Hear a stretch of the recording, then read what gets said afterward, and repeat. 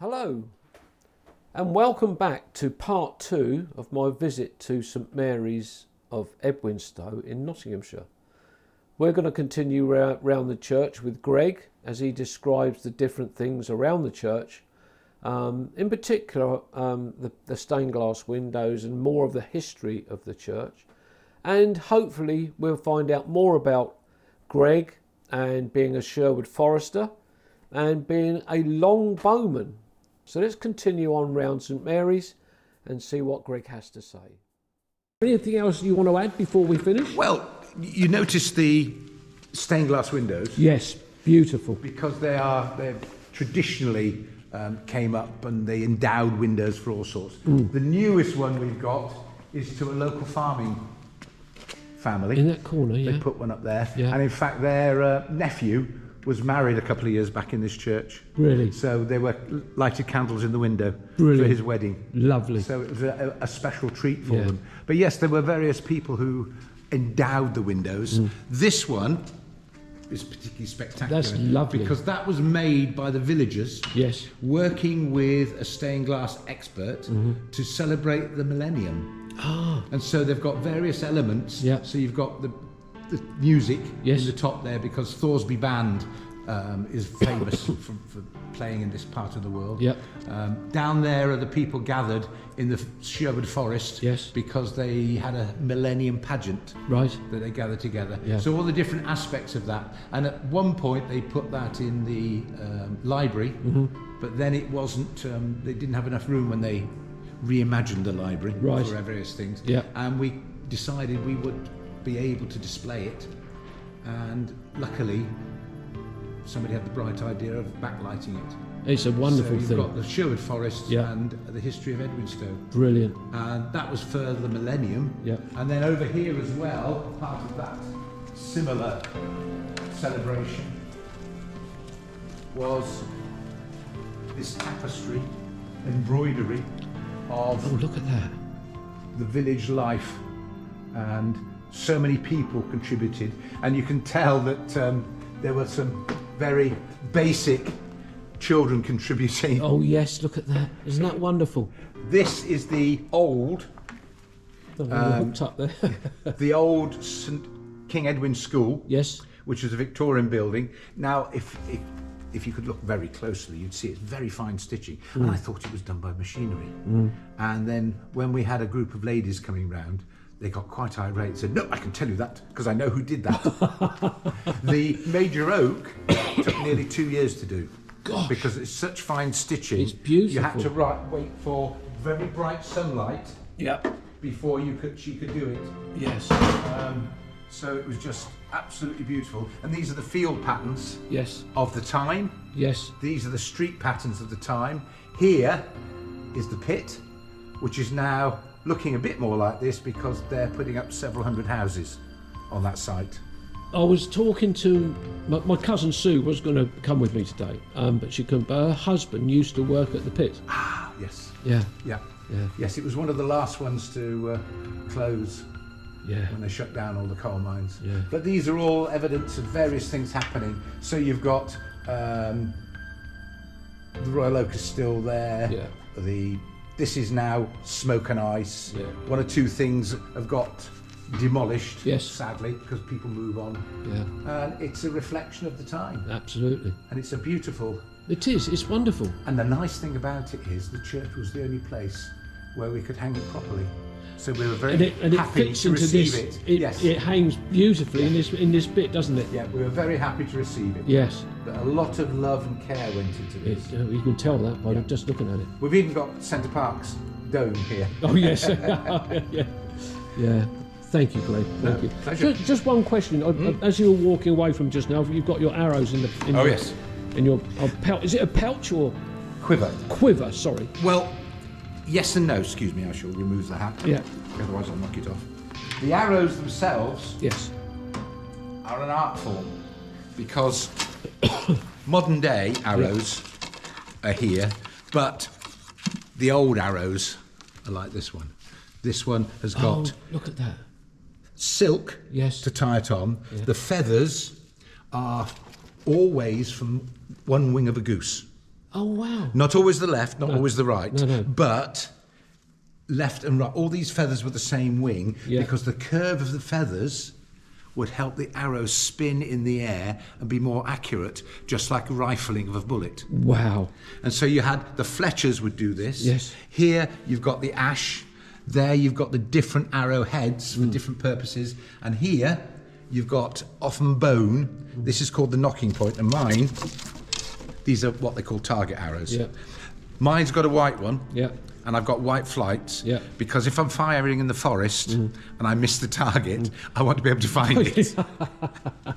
Makes sense. Yes. It makes sense. But you get all sorts of stories about arrows as Yeah. well, because what happens is when you shoot, you put your arrow on your string. Yes. And you would place it, the string in the nock, and it holds it. Ah, right. Okay.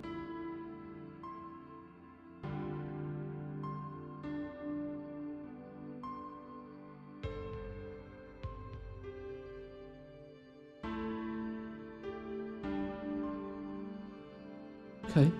So you would then, if you were firing it properly, you'd have the arrow would fire and you would hold the string, not the arrow, and when it hit there, it would fly. Oh, okay. So you wouldn't touch the arrow because it would affect it dangling. But if you see this is called the cock feather. Yeah. If you put it on properly, it goes past the bow stave smoothly. Ah, okay. If you are a novice or you make a mistake Yeah. and you put it on that way up, Yeah. this cock feather hits the bow stave and it yes. goes all over the place. Oh, right. Yeah. Which is where we get the expression, when you make a mistake, you make a cock up. Oh, okay. It's to do with the archery feather. And this is the knock. Yeah. And when you finish shooting for the day, you take your knock off your string. So finish work for the day, you knock off. Knock off. It's an archery expression. Yeah. So we've still got archery in our psyche and our language. Yes, of course. Yeah. So it all happens to fit in together. Yeah. And it gets to realise, oh yes, that's where it comes from. That's where it comes from. Brilliant. And I'm not sure about the signal. Yeah. Because French were used to cutting off the fingers of archers, so okay. stop them shooting. Yeah. And sometimes people would say, well, that was showing you I've still got my two fingers left. Yes, of course. To you. To you. Yeah. Sorry if that's No, unfair. no, that's fine. It's fine. But yes, it's an absolute pleasure shooting. Yeah, I bet. Particularly when you hit the target. Yes, of course. Yeah.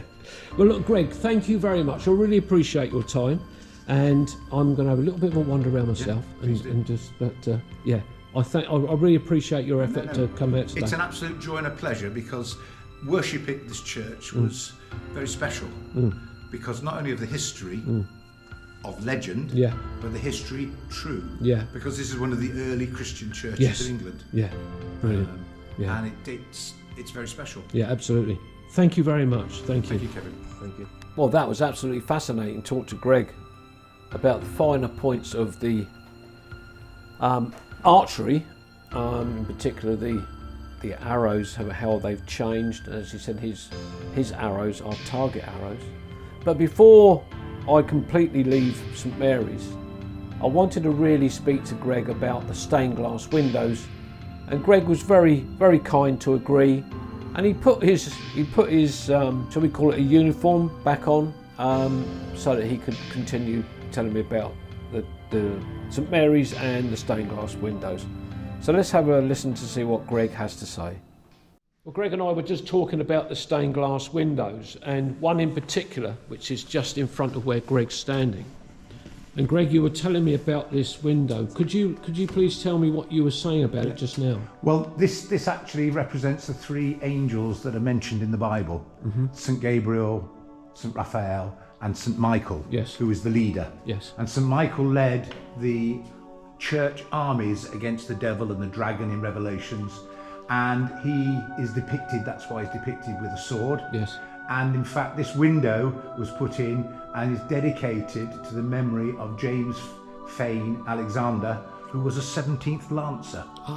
So he was having a martial window in his memory.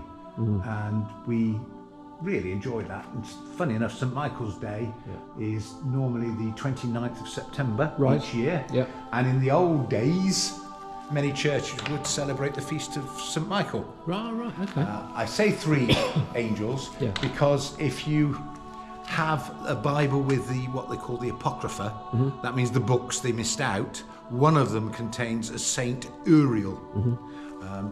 But that was taken out of our Bible, so there were only 3 angels. And these are the only angels mentioned in the Bible. Yeah. The cherubims and seraphims, they're a different quality. Yes. They're the only ones with wings. Yeah. I don't know why these have got wings, because angels don't have wings. Angels don't have halos. Yeah. So this is again an interpretation of the stained glass window maker. Yes. Yeah. I'm not criticising him because I think it makes it look quite beautiful. It's a beautiful thing. But according to Bibles, they don't mention wings or halos on angels. I notice we've got a piscina there. Yes. In the corner. And this, I think, behind the door here is an Aumbry. Aumbry, which is where we store the wine and the wafers. Particularly those that have been blessed. Yes. Because for communion it needs to be blessed. Yeah. It needs to be stored. Yeah, of course. The other thing of interest, by the way, is this eagle lectern. Oh, yes. This was done by a very famous carver called Tilsbury. And this lectern appeared in the Great Exhibition of 1851 in London. Did it? Wow. So it's a special. Yes, absolutely. Very delicately carved. Yeah. Fantastic piece of wood carving. But there is some significance about the stone slab here, isn't there? Yes. What happened was when Cromwell was around, he basically didn't like, and also Henry V, Henry VIII, they didn't like pagan worships, and they considered either Catholic worship or even worship, as far as non-Puritan was concerned, wasn't good. So Henry got some of his men to go round smashing up, because this is a chancel, this is a chapel where they sang masses on a regular basis. He got his men to go around smashing up altars, and the priest at the time decided this altar was too nice and special, so he hid it. And for many years it was missing, until somebody read, one of the priests in 1912 I think, read about where he might find it, and he dug in the base of the tower room, at the back of the church. At the back of the church, and when he dug, he found this altar stone. Wow. And he knew it was an altar stone because there are markings, and I think you already know, Kevin, yes, there are markings on the corners of the crosses denoting the fact that it's, you've got little cross marks on it. Yes, in there. Yeah. So this is signifies it was an altar stone. Yes. And this is something that relates to pilgrims, wasn't it? Yes. This is special, and we don't actually sing masses, although mass just means a church service. Yeah. But often we'll have we used to have a communion service every Wednesday. Yes. And this was done in here. And then occasionally we set this up as well with lighted candles for when we have our commemorative service for people who have passed on. Yes, of course. And it looks absolutely stunning with all the lights. I bet it does. And so it's still used today. And we don't know why this is the church is not called St Edwin's. St Edwin's, rather. St Edwin's, because it's here because of that. We think that when it came to be named, there was a cult of Mary, Mother of Jesus. And so this is why this was called St Mary's rather than St Edwin's. But the church has got a lovely feel to it. You can go into some churches, and on my YouTube channel you can see Cynthia, Steve and I, we've been around an awful lot of churches, and there's certain churches that have got a lovely feel about it, and this is one of them. Absolutely. It's just wonderful. Couldn't agree with you more. It's always welcoming. Yeah. And it's, as I say, we're custodians. We look after it for future generations. Yes, of course. And we hope it's here for a very long time to come. Absolutely, yeah. So let's have a look into the chancel and have a look at what we've got in here. And we've got another beautiful stained glass window. Yes, this dates from about 1850, I believe. Yeah. And it was subject, unfortunately. I don't know if you can see the main pillars are actually fairly new and clean looking. Yes, they are, yeah. Whereas at the top, you can see pollution has started to attack it. Absolutely, yeah. So about 30 odd years ago, they had to take down the stained glass window and replace the pillars. Wow. Because it was a change of falling out. Yeah, of course. And they put out, as they had to do in those days, putting out for tender to stained glass window companies. And the company that won the contract to tidy up the stained glass window, because you've got to be careful, because stained glass windows, they're painted on the glass. Yes. And if you use the wrong solutions to clean them, you can destroy them. Yes, of course. But they said, we'll take special care of it. And we said, yes, no, we will take special care of it, because we made the original glass windows ourselves. Oh, wow. So it went to the original firm. And he said, did you know our maker at the time put his special mark in the window? And we said, no, because I think they did obviously know about it in the past, but many people have forgotten it. Yeah. And there is a secret, and you might want to walk this way to get closer, a secret face in the window. Now people look at it and see if there's a mark in there. No, it's actually very obvious when you actually see it, because if you look down this pillar here of decoration, you get to the face. Oh, and that, oh gosh, yes, I see it. I've just noticed it, yeah. Let me come around and get the camera up close to it. So that, just on that little strip of glass there is the... That's the maker's mark. Wow. Isn't that fantastic? It was quite a revelation when yes, we of found course. out. Yeah. And it's one of the things we tend to mention when we're taking people around. Yes. Because it's a little feature. It is, absolutely. But it's and until you actually point it out, you just look at it as a whole window. And now you can't miss it. That's right. It's like it's there all the time, isn't it? It is. But this is beautiful. Yes. But to have that is fantastic.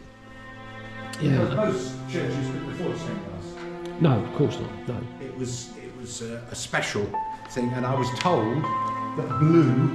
Yeah. You had to use a bit of gold to get the blue colour. Yes. So if you endowed a window and you were rich, you put a lot of blue in it. So yes. That's me. I'm rich. Yeah, of course. So. Hello.